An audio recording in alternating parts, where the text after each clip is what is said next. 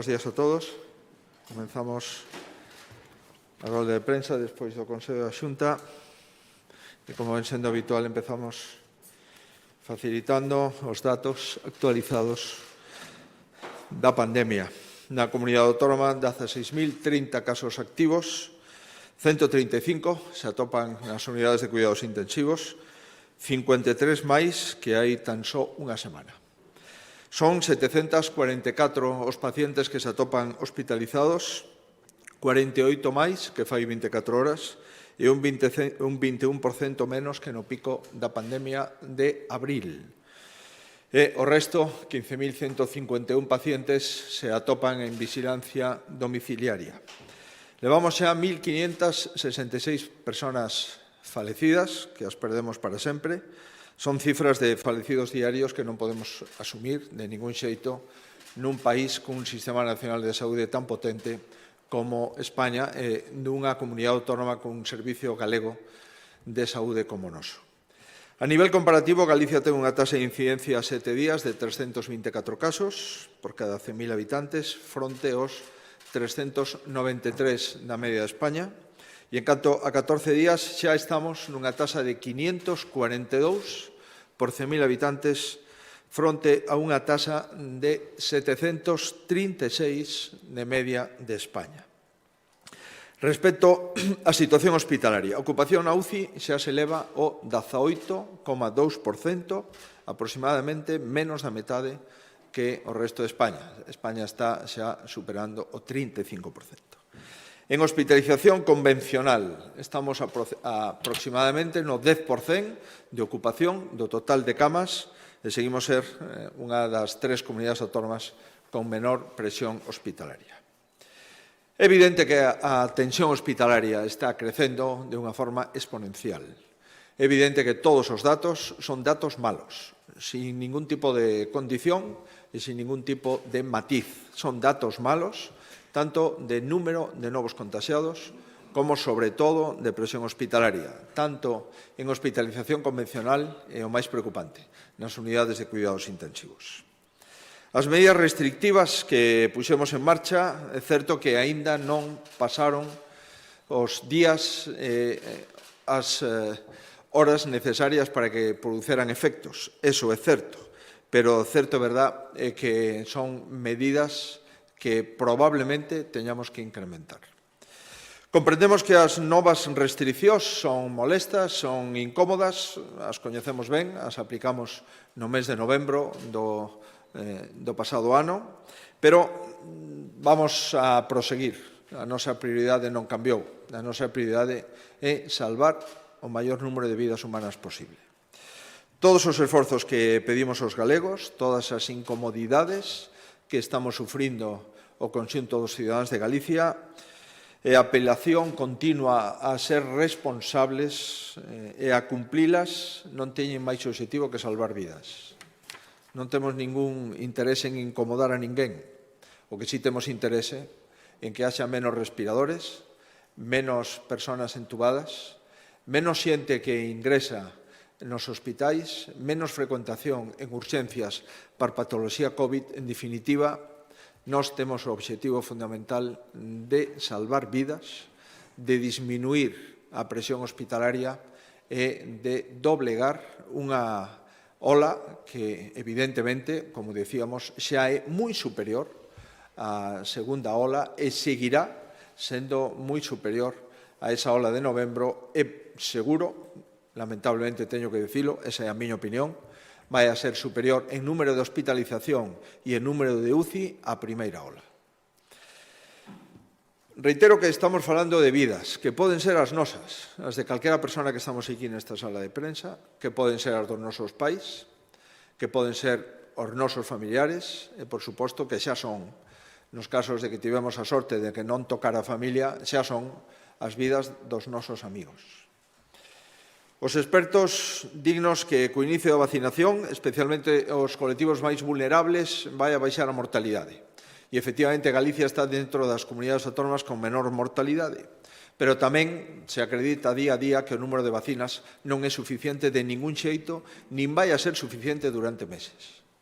Por tanto, non vamos a ter vacinas suficientes nin no mes de febreiro, nin no mes de marzo, nin no mes de abril, nin no mes de maio, e toda a capacidade instalada de 100.000 vacinas diarias que poderíamos dispensar no Servicio Galego de Saúde, lamentablemente non a vamos a activar porque non temos vacinas de ningún xeito, 100.000 diarias, nin sinquera 100.000 o mes, e de momento nin siquera 100.000 en varias semanas superiores a un mes. Por tanto, sigo insistindo, estamos necesitados de facer un esforzo. A inmensa maioría dos ciudadanos o fan, pero tamén sabemos, porque o vemos, que hai algúns ciudadanos que non o fan. E quero anticiparlles que non vamos a dubidar en seguir intensificando as medidas en función da situación epidemiolóxica. A situación epidemiolóxica está empeorando e as medidas da Xunta de Galicia seguirán sendo cada vez máis restrictivas. Non vamos a tomar medidas improvisadas, nin vamos a frivolizar sobre as mesmas, nin vamos a ir con receitas máxicas nin fáciles, senón que vamos a seguir o criterio do Comité Clínico e a axeitar as nosas medidas a esos criterios. Por tanto, anticipo, non é descartable que nos próximos días teñamos que intensificar medidas. O fixemos en Arteixo, o fixemos en Viveiro, o fixemos en Xinzo, e, por tanto, non é descartable en ningún caso que teñamos que ampliálas a boa parte da comunidade autónoma. Estamos a facer un seguimento diario da evolución da pandemia e dos resultados das medidas postas en marcha. Vamos a volver a reunir, por suposto, o subcomité e vamos a reunir o comité nos primeiros días da próxima semana, como ven sendo habitual, e, reitero, non descartamos que haxa novas medidas que sexan supervisadas polos expertos e que respondan á situación epidemiolóxica de cada cidade e de cada municipio na comunidade. Non lles oculto que unha das cuestións nas que máis incidiu o comité foi na necesidade de adiantar o toque de queda. E tampouco lles oculto a sorpresa e a frustración de comprobar que o Goberno de España nos impide traballar coas ferramentas que necesitamos para disminuir a ola pandémica que estamos sufrindo.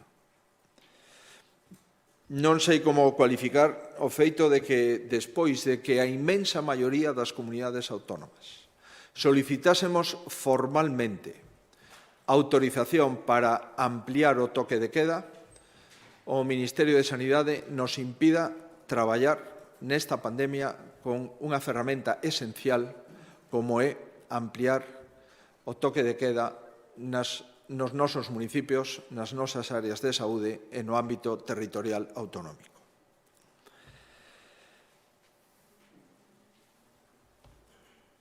Non hai diferencia ideolóxica na solicitude de toque de queda. Hai partidos nacionalistas, están comunidades autónomas con presidentes socialistas e outras comunidades autónomas con presidentes populares. E cando os presidentes e os conselleiros de Sanidade coincidimos, e cando o único que se aparta de esta coincidencia é aquel que non xestiona a pandemia, non podemos máis que lamentar públicamente esta falta de rigor, xa non na xestión da pandemia, que non a xestionan, senón nin siquera non la deixan xestionar.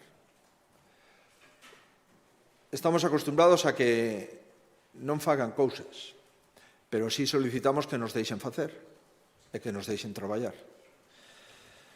O Goberno tomou no seu día a decisión de delegar a súa responsabilidade nas comunidades autónomas e é difícil de entender que cando a maioría dos expertos de España e, por suposto, os expertos das comunidades autónomas precisan unha maior flexibilidade para afrontar unha pandemia desta natureza, o Goberno nin xestiona nin deixa xestionar.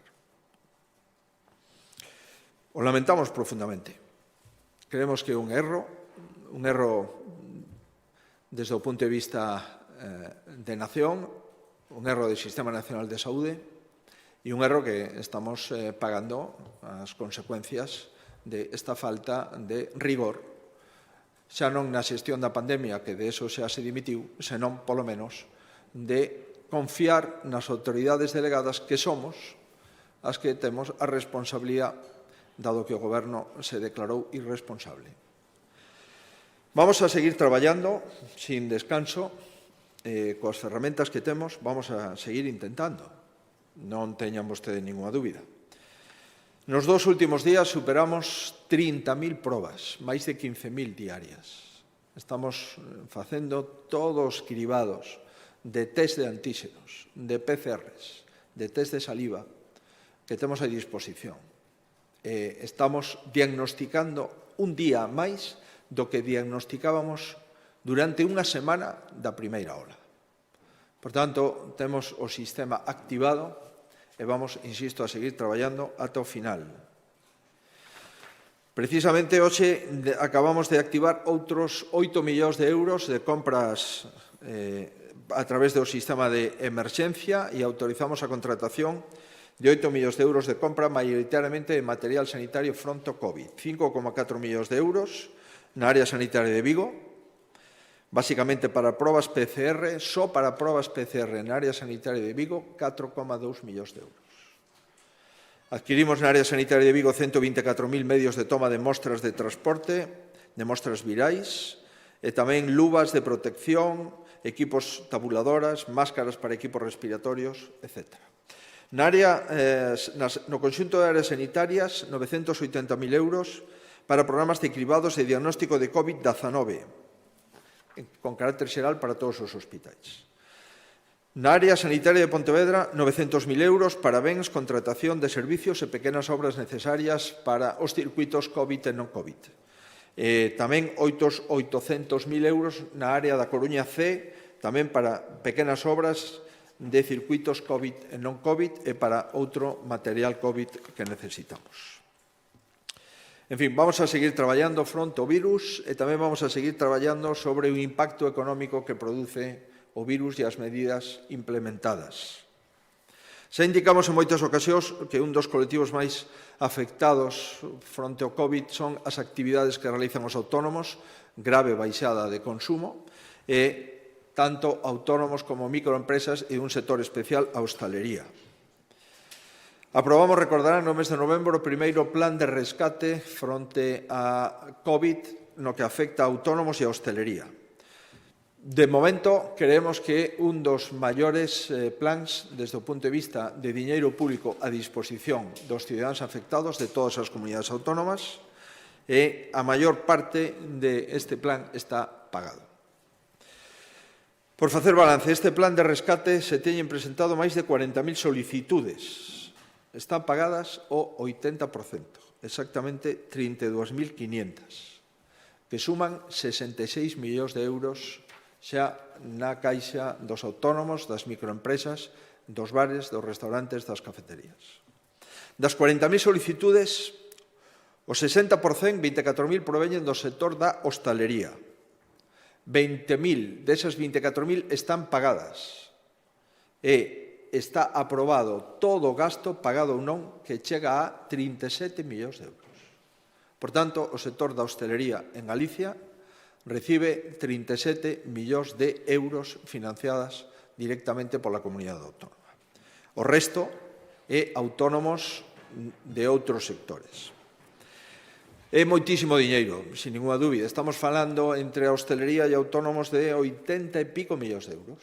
É moitísimo diñeiro, pero non é suficiente, porque siguen as restriccións. E, por tanto, na última das reunións que mantivemos co sector, o sector nos propuxo que as administracións locais, tanto provincial como local, se sumaran a axudas e a programas de incentivos económicos para o sector. Dende a Xunta vemos con simpatía, porque nos parece axeitado, que todos debemos de arrimar nestos momentos de dificultad e manifestamos o noso compromiso de participar nun segundo plan de rescate en favor de autónomos e microempresas e a hostalería. Estamos a disposición, por tanto, do sector para seguir poñendo diñeiro de acordo con o noso presuposto para este sector e o vamos a facer. O modelo que plantexa o sector da hostelería é un modelo que se inspira nun anunciado en Valencia, onde o 50% lle correspondería á comunidade autónoma, o 30% ás diputacións e o 20% aos concellos. A nós nos parece ben, nos parece axeitado. De momento, a resposta na administración local non está sendo homoxénea. Estamos observando algunhas contradiccións.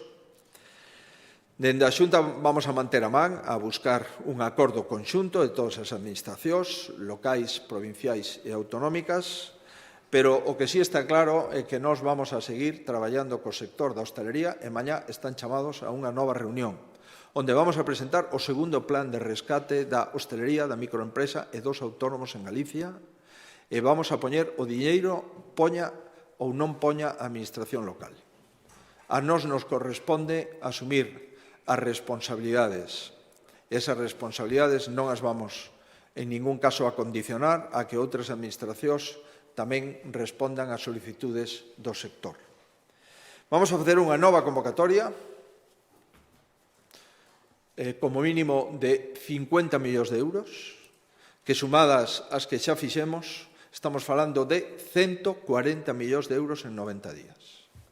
Por darlle un orden de magnitud, de 140 millóns de euros é o que custa a remodelación do Hospital de Montecelo.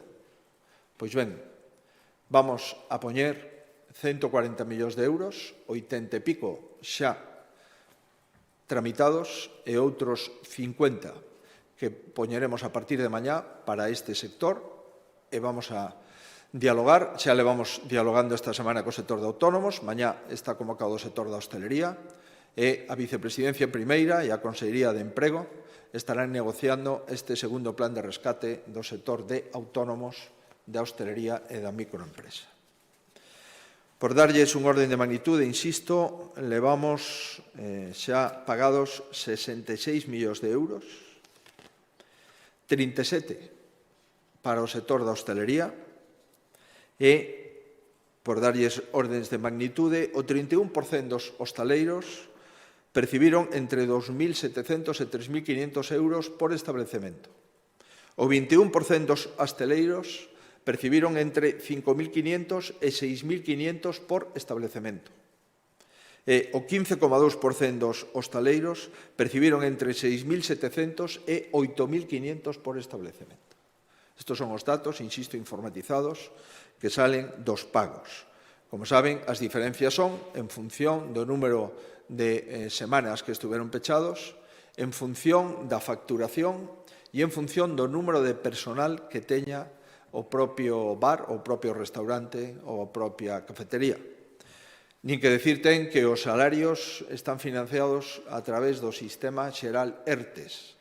Por tanto, isto é a más dos salarios. Isto é para subvencionar os gastos correntes, subvencionar o aluguer, no seu caso, os gastos de electricidade, os gastos de lixo, os gastos de auga, as tasas, en definitiva, todos os gastos que conleva manter un negocio pechado, que, aínda que o salario forme parte do compromiso dos ERTES, si é necesario establecer financiación para outros gastos fixos. Por tanto, nós vamos a seguir, nos gustaría ir todos xuntos, pero non podemos estar esperando a que nos poñamos de acordo. Oxalá nos pongamos de acordo rápido e oxalá cada un poda facer fronte ás solicitudes da hostalería no seu conxunto. Me consta que hai diputacións que desembolsaron diñeiro en anteriores etapas, especialmente a Diputación da Coruña e a Diputación de Ourense, e tamén me consta que hai concellos pequenos e algúns grandes que tamén están poñendo diñeiro directo. Quero recordar o Concello de Santiago, o Concello da Coruña, tamén puxeron diñeiro en semanas anteriores e outros concellos medianos e máis pequenos. Por tanto, hai concellos, e xa hai, creo recordar, a menos 2 diputacións que estuveron traballando ao respecto. Por conseguinte, isto o único que tratamos é de si buscamos un segundo modelo, ahora xa un pouco máis coordinado entre todas as administracións públicas. Vamos a seguir coa liña da axuda, a sala de concertos. Aproveitamos seguir mantendo as salas de concertos, espazos no que teñen un papel dentro da música, dinamizadores culturales, impulsores de carreiras de numerosos grupos e solistas, non os vamos a deixar caer. Vamos a inyectar outros 800.000 euros para as salas de concertos de Galicia, co obxectivo de desenvolver a programación musical no marco do Xacobeo 21 e achegar liquidez, o 90% das axudas mediante anticipo, e reservaremos aproximadamente 20.000 euros por cada sala de concerto que ten que estar pechada como consecuencia de restriccións da COVID. Temos detectadas polo menos 40 salas de concertos en Galicia que ven sendo habitual que se realice. Que requisitos? Ter un mínimo de 15 concertos durante o ano 2019, é dicir, que realmente sexa unha sala de concertos, e que se propoñan desenvolver outros 15 durante este ano 21, unha vez que finalicen as restriccións. Con esta iniciativa actualizamos o plan de reactivación cultural e vamos a seguir traballando co sector da cultura de acordo con ese programa que asinamos con eles. Seguimos con máis axudas, agora xa fora do ámbito da pandemia, 24 millóns de euros dirixidos a grupos de investigación máis competitivos do sistema de I+D+I de Galicia. É un 60% máis que a anterior convocatoria. Pasamos de 15 millóns de euros a 24 millóns de euros. Levamos movilizados nos grupos de maior interese investigador nos últimos anos 175 millóns de euros que se destinaron a 276 grupos de investigación no que traballan 2.600 investigadores. Esta convocatoria está promovida pola Vicepresidencia Segunda e pola Consellería de Educación. O igual que o ano pasado, as axudas distinguen tres grupos de referencia competitiva, que son os de máis alta gama de investigación, grupos de potencial crecemento, que se poden convertir en o grupo de referencia competitiva dentro dunhos anos, e proxectos de personal investigador con trayectoria excelente. No caso de grupos de referencia competitiva, vamos a investir 18 millóns de euros, unha duración máxima por contrato de 4 anos, e vai destinado a estes grupos que o conforman científicos de publicacións a nivel nacional e internacional e que son capaces de captar recursos adicionais e que compiten con outros grupos de investigación nacional ou internacional.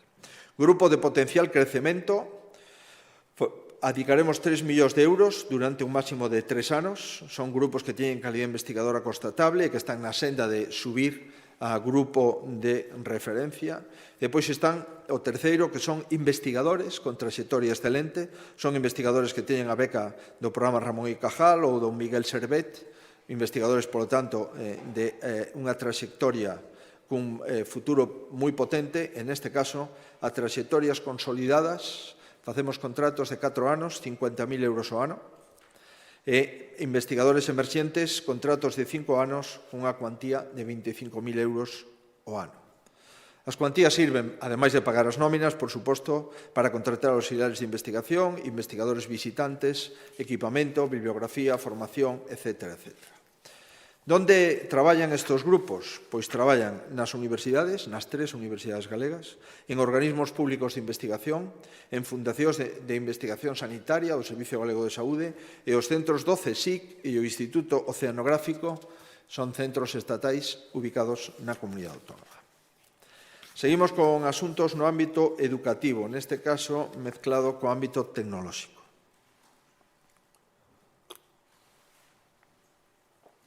O programa EDISCAL, como saben, consiste en aulas con capacidade digital instalada, onde os alumnos teñen un ordenador portátil e os contidos dos libros son contidos digitais a través de ese ordenador portátil. Estamos traballando neste momento e xa está consolidado 5 cursos, entre quinto de primaria e segundo de ESO, 4 cursos. Hai 34.000 alumnos destes niveis educativos estudan con libro digital e ordenador portátil. Pois ben, seguimos e poñemos en marcha o Plan de Infraestructuras Digitais EduCen, que consiste en extender de 34.000 alumnos ata un máximo de 100.000 alumnos os que conten con ordenador portátil e con contidos digitais, libros digitais, nunha plataforma que teña acceso ese ordenador portátil. Por tanto, empezamos, como xa estábamos en quinto de primaria, chegamos a segundo de ESO, e con estos ordenadores vamos a chegar aos alumnos de terceiro e de cuarto de ESO.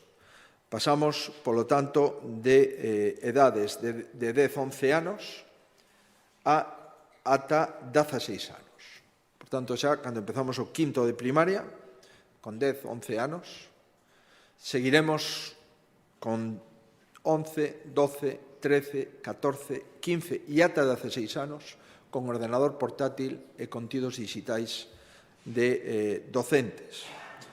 Isto, sin dúbida, é a maior extensión que nunca fixemos na comunidade autónoma. Suporá que os 70% dos alumnos entre quinto de primaria e cuarto de ESO abandonen o libro de texto e traballen co seu ordenador portátil financiado cos impostos dos galegos. Isto custa 34 millóns de euros. 45.000 ordenadores ultraportátiles e equipamento necesario para a dotación de outras 2.000 aulas e Dixcal. Levamos investidos desde o ano 10 100 millóns de euros. 100 millóns de euros a máis que puxemos en educación desde o punto de vista das tecnoloxías.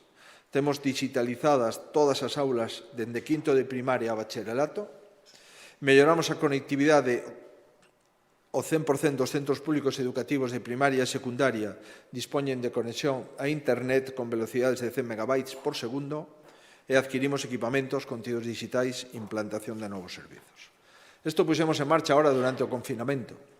E o certo é verdad é que durante o confinamento as aulas virtuais accederon 100.000 estudiantes. Nos sistemas de videoconferencia se realizaban 4.000 videoconferencias diarias. A aplicación Avalar a empregaron 93.000 usuarios e a plataforma EVA, que rexistra diariamente un acceso medio de 3.100 profesores e 29.300 estudantes. Son a plataforma onde se conteñen os contidos, perdón pola redundancia, digital dos libros da carga docente. Pois ben, hoxe vamos a mercar para conquerir portátiles e contidos digitais a 100.000 alumnos en Galicia. Insisto, desde quinto de primaria a cuarto de ESO incluído. Seguimos nos ámbitos tecnolóxicos, neste caso de tramitación electrónica da Xunta de Galicia. Licitamos un contrato que ten como obxectivo evolucionar a implantación de plataformas e sistemas chave de administración digital e novos procedementos e servicios dentro de esta plataforma. O alcance do proxecto son sistemas de notificacións electrónicas, arquivo administrativo electrónico, plataforma corporativa de tramitación. E por darlles un dato, só referido ao último ano, ano 20, que foi un ano de menor intensidade, probablemente como consecuencia da pandemia. Pero, a pesar diso, desde o punto de vista deste portal operativo, desta plataforma digital da Xunta, estes son os datos. A plataforma corporativa de sinatura electrónica permitiu a rúbrica digital de máis de 5.200.000 documentos. No eido xudicial, permitiu a firma electrónica de 2,2 millóns de documentos. No ano 20 se emitiron 890.559 notificacións electrónicas. E o arquivo electrónico administrativo único registrou no ano 20 16 millóns de documentos electrónicos. Por tanto, vamos a seguir. O 78% das xestións realizadas pola Administración Autonómica xa se presentan online, 78%. Isto supón un 20% de incremento no ano 20 sobre o ano 19. E, por exemplo, nas 12 semanas do primeiro estado de alarma, registraron 478.000 xestións online na Administración Autonómica de cidadáns que teñan unha relación con esta Administración. É o doble do mesmo período do ano 2019. Seguimos ampliando, pois, as plataformas digitais da Xunta de Galicia. E a terceira cuestión en materia tecnolóxica, non é un tema menor, unificamos o CISTEC e a Antega. Por tanto, desaparece o CISTEC e o integramos na Axencia de Tecnoloxías de Galicia. Como saben, o CISTEC era un centro informático para a xestión tributaria, económica e financeira e contable que agora se ven a subsumir, se ven a fusionar coa Antega, que é a Axencia Tecnolóxica da Comunidade Autónoma.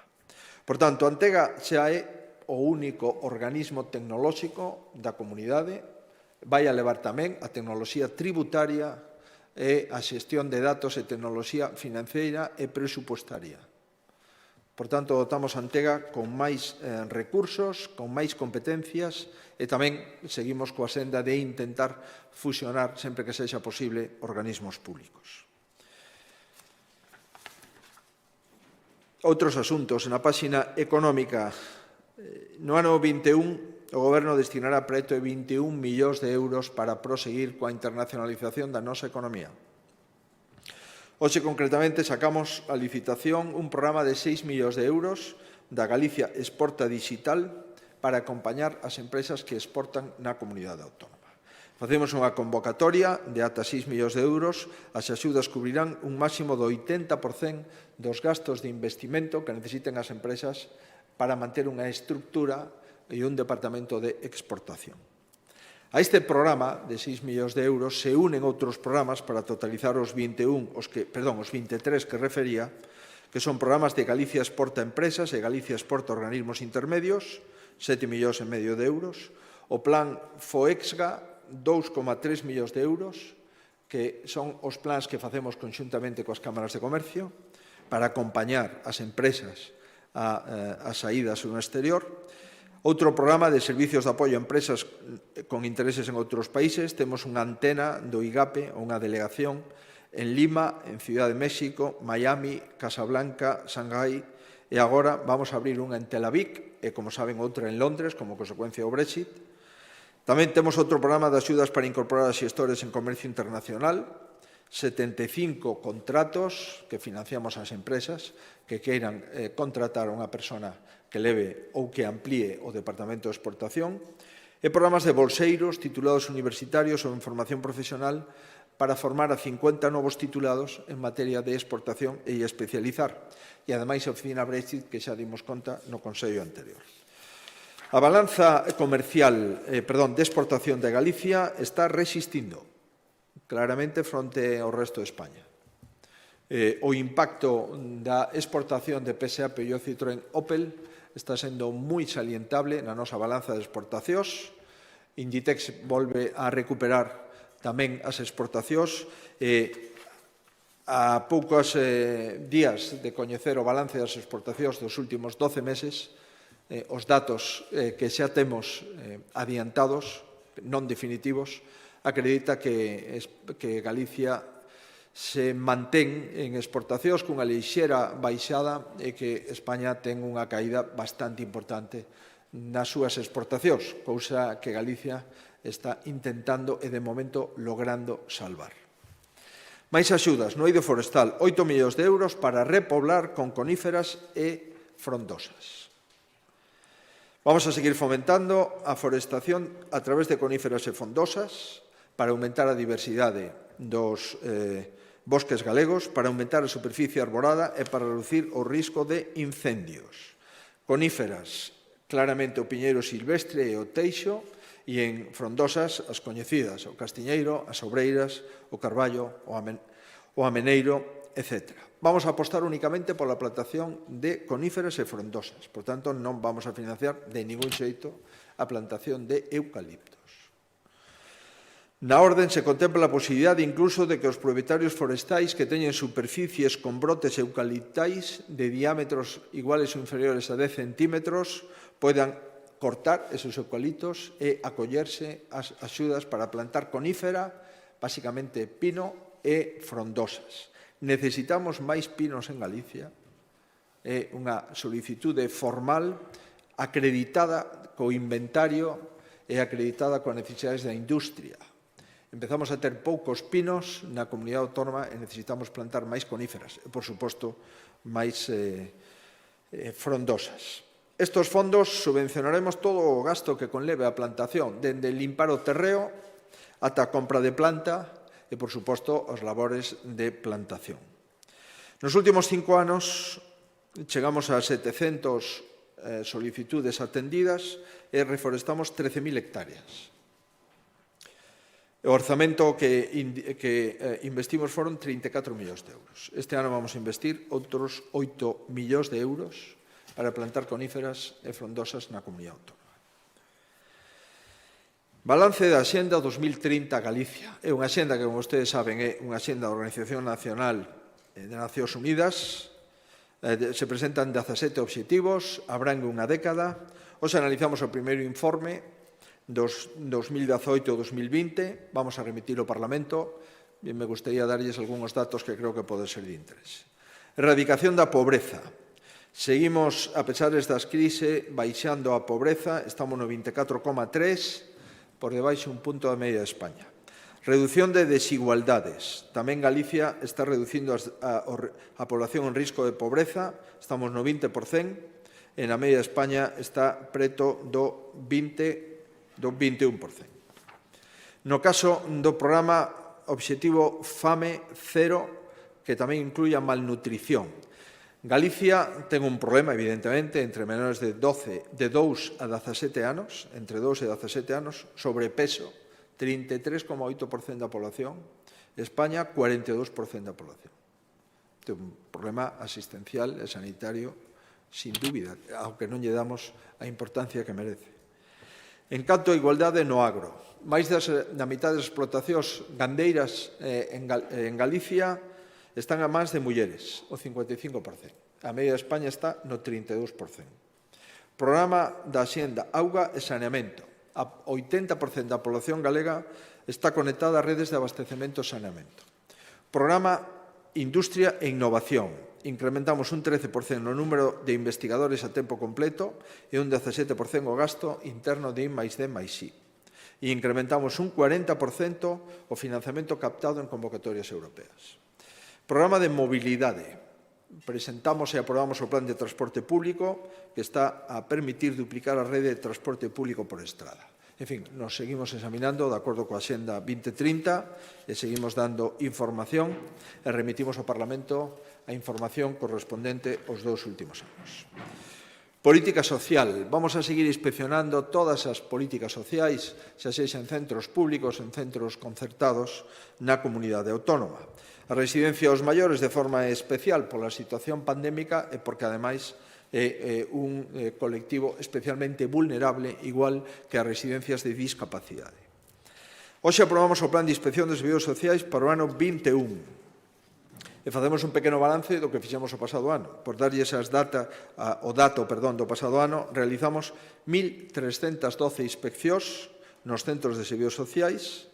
E no ámbito da residencia revisamos 327, un 51% máis do obxectivo do referido Plan 2020. Por o ano 21 vamos a pasar de 1.132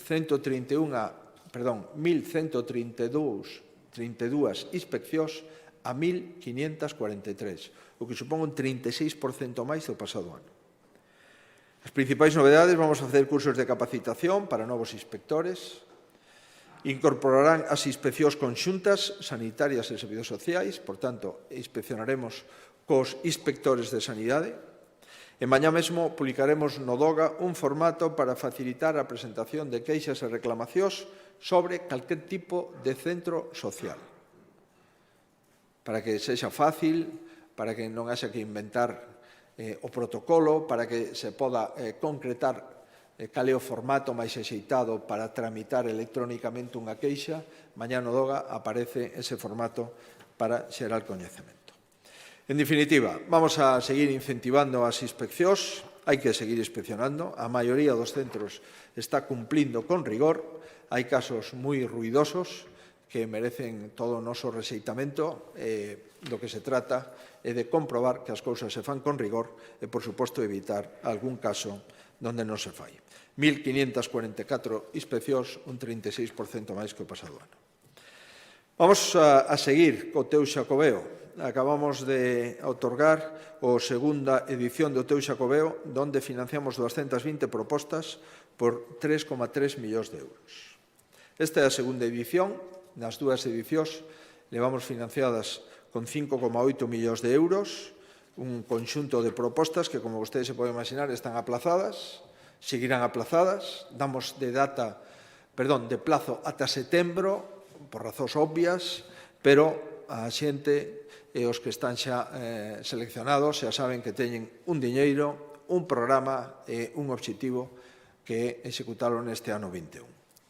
Na primeira liña hai 3 categorías de proxectos, van destinadas a entidades locais de menos de 50.000 habitantes. Concedimos 45 proxectos, a unha media de 25.000 euros por proxecto. No caso de empresas privadas, concedemos 59 proxectos, entre o 50 e o 60% están tamén en 25.000 euros por proxecto. En o caso de entidades sin ánimo de lucro, a que agrupa a maior parte do número de proxectos aprobados, aprobamos 116 proxectos. Se trata de ámbitos e disciplinas como as artes, o patrimonio, o deporte, o ámbito social. En definitiva, levamos investidos nas dúas edicións do Teo Xacobeo 8 millóns de euros e temos 572 proxectos e iniciativas, que son as que se poden facer, que son as de proximidade. Non vamos a poder facer grandes, en ningún caso, aglomeracións, ni grandes concertos, ni grandes actividades, pero sí queremos descentralizar o Xacobeo por toda Galicia. Queremos facer microactuacións ou actuacións medianas que nos posibiliten seguir preparando, a pesar de todo, o Xacobeo 2021. Finalizamos páxina marítima, iniciamos o anteproxecto do regulamento de explotacións e policía portuaria dos peiraos, titularidade autónoma, trae como consecuencia o desenvolvemento da lei que aprobamos para portos e vamos a tratar de actualizar un regulamento que data do ano 76, regulamento estatal. Vamos a establecer normas de vigilancia, control de servicios, desenvolvemento da policía portuaria, etc. E, por último, aprobamos o traspaso de estradas. Unha vez que se poñen de acordo as diputacións e os concellos, aprobamos o traspaso de unha estrada autonómica, neste caso autonómica, en beneficio do Concello de Guitiriz. Son tan só 210 metros cuadrados de unha estrada que se converte en rúa, e tamén entre o Concello e a Diputación de Lugo, Concello de Lugo e a Diputación se poñen de acordo en transferir 2 tramos de 2 estradas, habendo acordo, o decreto o aproba, e aprobamos unha bandeira, a bandeira do Concello de Vila Maior, por decreto, de acordo coa heráldica da comunidade autónoma, un pano verde e unha banda amarela, con 3 crucetas vermellas e patadas e acompañada de 6 anéis amarelos. Levamos 244 escudos aprobados e 115 bandeiras dos respectivos concellos de Galicia. Por tanto, seguimos con ese obxectivo de estudar na Comisión de Heráldica e facilitar símbolos que teñan unha xustificación heráldica histórica en cada un dos concellos que así o plantexa. Mais nada, moitísimas gracias. Ata aquí a rolda do Consello, se hai preguntas a disposición. Hola, buenos días, presidente. Tengo varias cuestiones en relación al toque de queda. Ha comentado que le parece un error del Gobierno central no aceptar esa petición de cambios en el toque de queda. Fueron la mayoría de las comunidades autónomas las que lo pidieron, algunas se opuso. En relación a esto, hay algunas comunidades que, a pesar de esa negativa, piden a sus ciudadanos que no salgan de casa a partir de las 8 de la tarde. ¿Se haría usted una petición similar a esta? Luego, en relación a las nuevas restricciones que se pudieran poner, ¿se plantea aumentar en un plazo breve de tiempo la lista de localidades que pasan a ser modelo Carbañiño, como por ejemplo Arteixo, Viveiro y Xinzo? Y por último, en relación a las vacunas, ¿se están aprovechando los viales gracias a una jeringuilla específica que es capaz de absorber más cantidad de dosis, hasta 6 y no 5? Entonces, quería saber si Galicia está utilizando estas jeringuillas. Gracias. Muy bien. Pero cuando un presidente autonómico y un consejero de Sanidad de esa comunidad autónoma, que son los que conocen la situación pandémica en la propia comunidad autónoma, piden mayor capacidad para tomar decisiones, le puedo asegurar que no lo hacen por capricho, ni lo hacen en función de sus colores políticos, ni lo hacen para desgastar al Gobierno central. Lo hacen porque lo necesitan. Que un presidente autonómico lo tenga que decir a sus ciudadanos que no deben de salir de casa a partir de, por ejemplo, las 8 de la tarde, le puedo asegurar que no es un plato de gusto para ningún político. Y, por tanto, cuando pedimos esas herramientas, lo hacemos porque lo necesitamos. No es para desgastar al Gobierno, como usted se puede imaginar. Si podemos entender que se desgasta a alguien, será el Gobierno que lo adopte. Yo ya no le pido al Gobierno que dicte un toque de queda a las 8 de la tarde en España. Le pido que me lo deje hacer. Y yo asumo mis responsabilidades y las consecuencias de esas decisiones. Por tanto, le puedo asegurar que mis colegas y los colegas consejeros de Sanidad de las comunidades autónomas lo hacemos con el ánimo de acertar, con el ánimo de salvar vidas y con el ánimo de proteger el sistema sanitario del que somos responsables. Y, por consiguiente, no podemos entender qué es lo que está pasando, qué es lo que hay detrás para negar lo que se pide. si estamos en un plano que el Gobierno llama de cogobernanza y la mayoría de las comunidades autónomas que estamos gobernando la pandemia pedimos que se nos dote de una herramienta, ¿cómo es posible que el Gobierno central, que ya no está gestionando esa pandemia, nos impida herramientas para facilitar la gestión? ¿Qué es lo que hay detrás? ¿Hay algún interés? ¿Hay algún interés porque hay alguna otra comunidad autónoma que está en un proceso electoral? ¿Realmente vamos a mezclar la pandemia con procesos electorales en otra comunidad autónoma que beneficien o perjudiquen a un partido? No lo entendemos y por consiguiente mostramos nuestra absoluta estupefacción.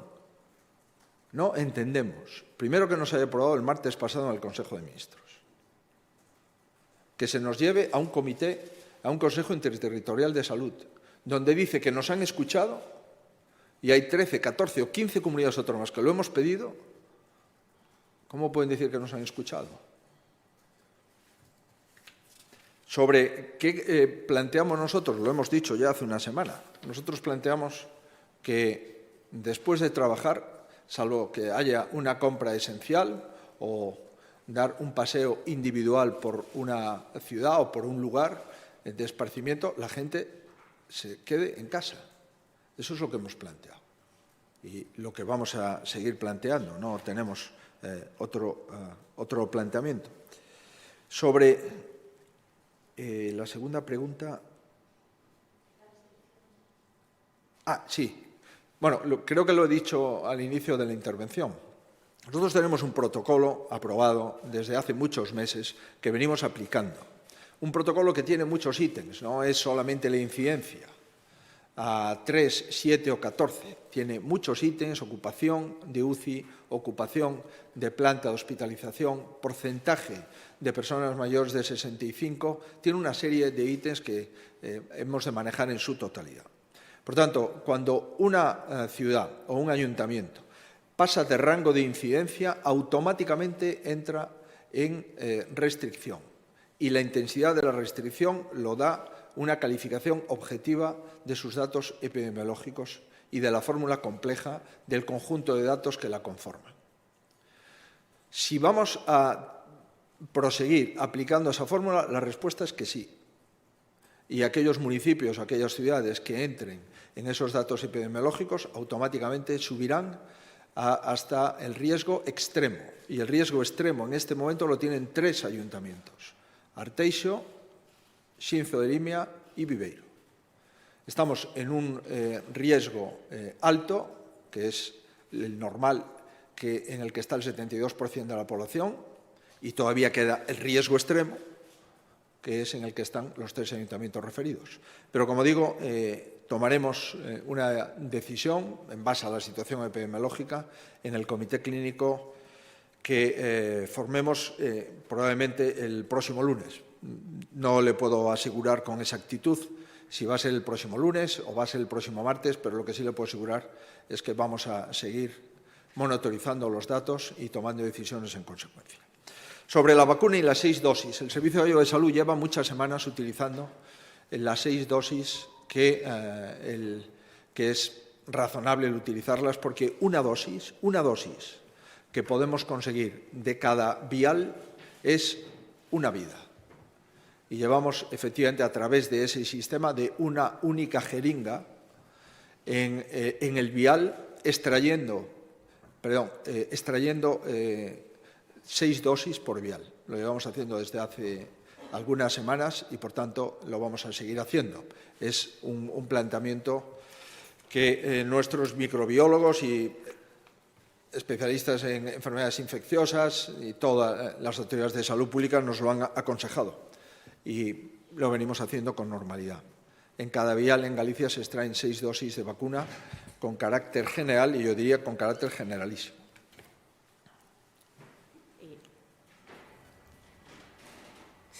Sí, presidente. Bo día. En relación ás restriccións, non sei se vendo a evolución epidemiolóxica Cree que debería volver a estar sobre a mesa a posibilidade de cerrar a hostelería en toda Galicia, eso por unha banda. E despois, en relación aos casos que están trascendendo estes días, tales como o do conselleiro de Murcia, recentemente agora o de Ceuta, de vacunacións indebidas. No caso do de Ceuta ainda non dimitiu. Quería saber se vostede cree que todos os casos que trascendan deste tipo, no caso de cargos políticos, deberían dimitir como unha parte de exemplaridade, e se pode garantizar que se isto sucede con algún cargo do PP en Galicia, dimitirá. Grazas.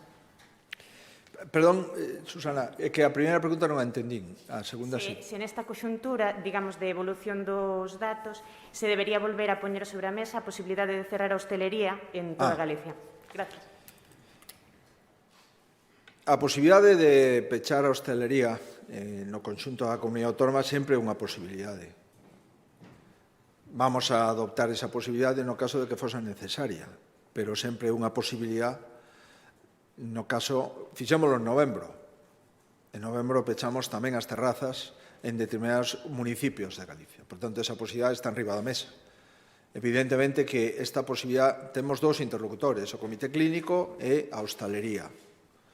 Antes de tomar esa decisión, no caso de que haxe que tomala en algúns municipios, pois a comentaríamos coa hostelería.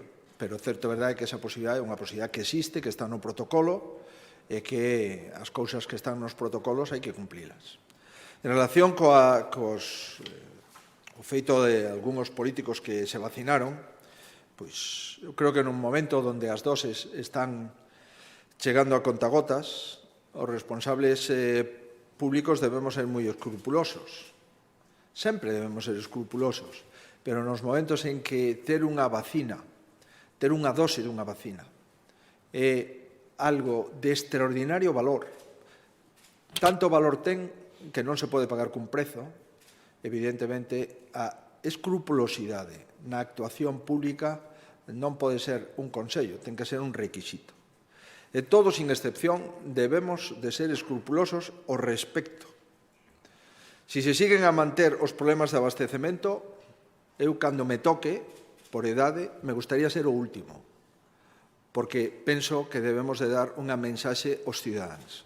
Os políticos non poden ser os primeiros, deben de ser os últimos, de acordo co protocolo de idades que se estableza no Comité de Vacinas. E, por tanto, a dimisión onte do conselleiro de Sanidade de Murcia, médico, cardiólogo, persona que está perfectamente informada e a súa relación cos pacientes, pois ten que saber que cando un abandona a bata blanca se pon a garabata, inevitablemente deixa de ser médico e cardiólogo e se convirte en membro dun goberno.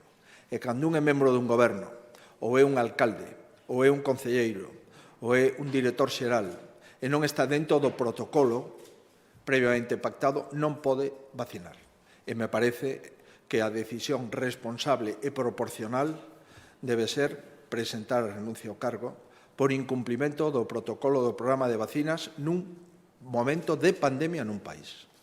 Os políticos perderían a credibilidade de poder exixir aos demais o que non están dispostos eles a cumprir, como é vacinarse cando lle toca. E eu engadiría, unha vez que lle toque, debería ir de último nese grupo, para que non houbera sospeitas de ningún tipo de favoritismo.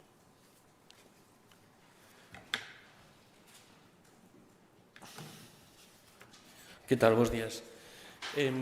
Quería preguntar en relación, porque vexo que agora o toque de queda é unha ferramenta esencial para rematar para loitar contra o COVID. Quería saber o cambio de opinión que estuvo vostede, porque fai menos de 3 meses decía que era alarmista, era demoledor e afundía a reputación. Quería saber se entendo entón que se equivocou realizando esas afirmacións fai 3 meses. E despois tamén se nos podía aclarar que pasou outro día na xuntanza que tuvo con Jácome, porque distribuíron unha fotografía na que se veía vostede sin máscara. Se foi un erro, se foi unha xogada ou o que foi. Gracias. Mire, dende esta mesma tribuna me pronunciei sobre o toque de queda. E manteño o dito. Creo que é un erro chamarlle toque de queda e creo que é un erro que España este nun chamado estado de alarma. creo que é un erro utilizar o estado de alarma para xestionar unha pandemia. Por tanto, hai determinados conceptos e determinadas denominacións que producen costes reputacionais. Reitero, non debemos de utilizar denominacións de estado de alarma ou toque de queda para xestionar unha pandemia, senón que debemos de utilizar criterios sanitarios e conceptos sanitarios para utilizar esa pandemia. E o primeiro é ter unha lei para xestionar a pandemia.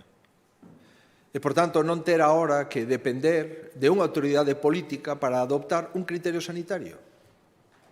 Imagínese que para implementar un tratamento necesitemos autorización, un tratamento que está no Vademecum e que é un tratamento aceptado pola comunidade científica e farmacolóxica que temos que ter autorización no Ministerio de Sanidade. Pero se este medicamento está aí, se os médicos nos dicen que o máis axeitado é dicirlle a xente que non pode sair da casa a partir dunha hora, pois eso debería ser unha competencia da autoridade sanitaria nun marco pandémico. E é o que estamos intentando trasladar. Por tanto, nin me gusta a denominación toque de queda, nin estado de alarma. É a que hai. E, por tanto, non creo que me deban de reprender por utilizar a denominación única que existe. E, de feito, Galicia ten unha proposta no Parlamento galego para xestionar mediante unha lei unha pandemia e non ter que utilizar os toques de queda, nin o estado de alarma, nin outro tipo de consideracións legais.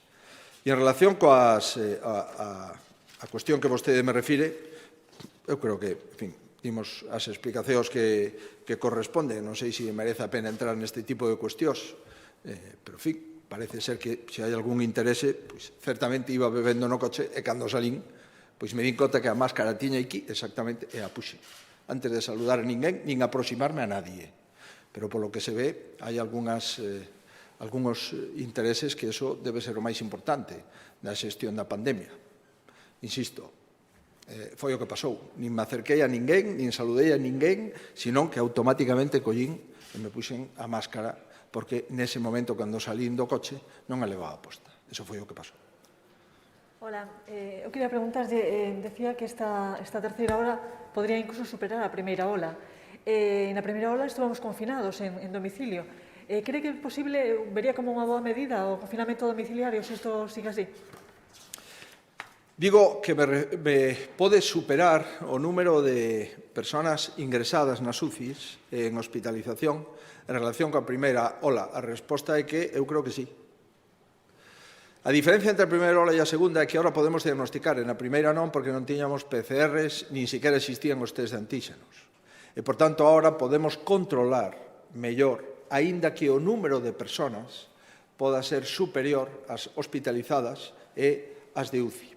A diferencia sustancial entre a primeira ola e a segunda é a taxa de mortalidade. A taxa de mortalidade por 100.000 habitantes. Esa é a gran diferencia. Recordará que todavía hai 20.000 persoas que non están inscritas no rexistro de mortalidade porque o Goberno se nega a actualizar ese rexistro. Agora, entendo que estas cousas xa non ocurren. Por tanto, aínda que o número de pacientes poda ser superior é por dúas razóns. A primeira, porque evitamos máis mortes que na primeira ola. A segunda, porque diagnosticamos a moita máis xente e a tratamos. E a terceira, porque ampliamos o número de camas UCI e o número de camas en hospitalización, eu creo que en todos os hospitais de España, e, dende logo, en Galicia, sin dúbida. En relación co confinamento, reitero o que veño dicindo, creo que temos que intentar evitar un confinamento global da poboación. E o confinamento é a última decisión cando xa non queda ni unha outra decisión por tomar. Creo que o debemos de evitar. Por tanto, sigo pensando que o confinamento debe de ser evitado e que se cumplimos as normas que temos, non necesitaremos o confinamento. E, por tanto, confinar a 47 millóns de ciudadanos é unha cuestión de alta decisión política que aí, evidentemente, lle correspondería tomar o Goberno central. Pero a miña opinión é que na actual situación deberíamos de evitar o confinamento da poboación. E por iso creemos que hai outras metodoloxías e outras ferramentas menos quirúrxicas, menos traumáticas, que poden evitar ese confinamento da población española. Moi ben, pois muchísimas gracias. Presidente, un momento, temos unha pregunta dende a videoconferencia Domingos de La Voz de Galicia. Sí, non sei se me escoita, espero que sí. Sí. Presidente, quería facerlle dúas cuestións. En primeiro lugar, onte na Comisión Interterritorial xa se suxeriu cal vai a ser o grupo seguinte en prioridade para ser vacinado, non? E é o grupo de maiores de 80 anos. Inicialmente falouse da posibilidade de incluir nese grupo os maiores de 60, agora falase de 80, non sei se eso ten alguna lectura. E, en segundo lugar, quería pedirlle unha valoración sobre o peche da central das Pontes, toda vez que, incluso dentro do propio goberno galego, se pon en dúbida a versión ou os argumentos arguídos pola propia empresa, por Endesa, pois para justificar ese peche. Gracias. Moi ben. Vamos a ver, en relación coas vacinas, evidentemente o que teníamos era que estar vacinando ás persoas maiores, a partir dos 70 anos deberíamos de ter vacinas suficientes xa para implementar. Como non as temos, pois entón vamos subindo a escala e se non temos para 70, polo menos vacinar os que teñen 80 ou máis anos. Ademais disto, antes están os grandes dependentes. Pero, en fin, este protocolo é un protocolo bastante sinxelo de implementar. O problema que temos é o número de vacinas. Nós temos capacidade para vacinar 100.000 personas diarias.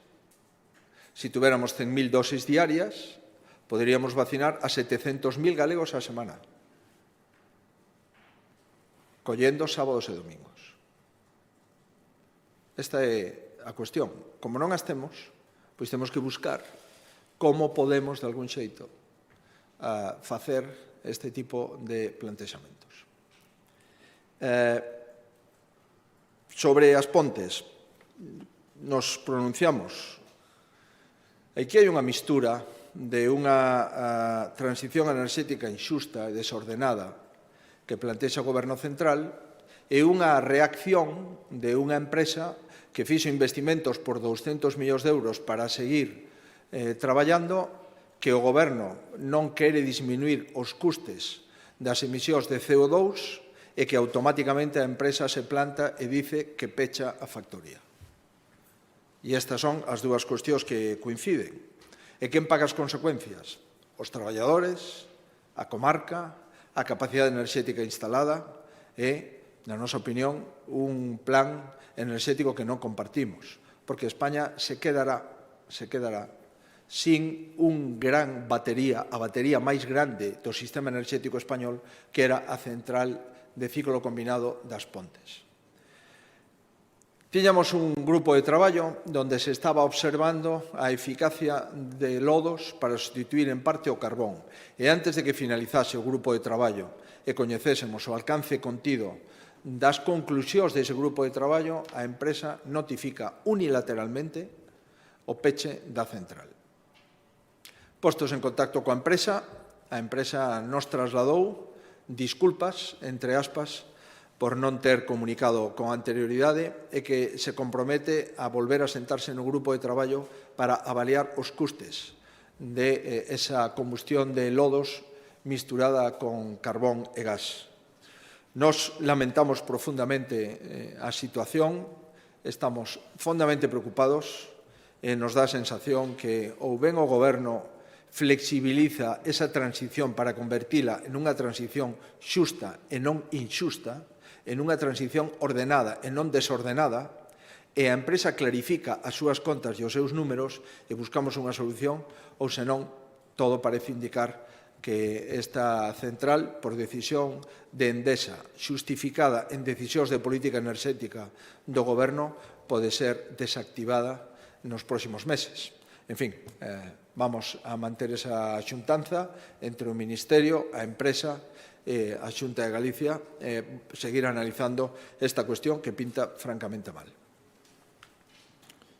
Moitísimas gracias a todos e bons días.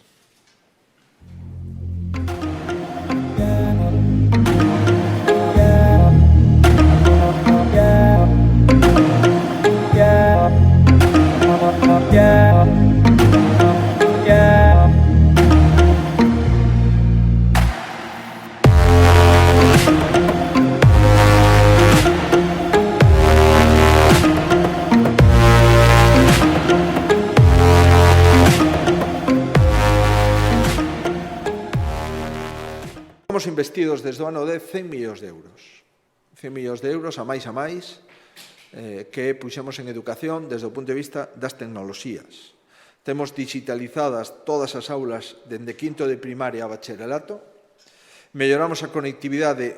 A aplicación Avalar a empregaron 93.000 usuarios e a plataforma.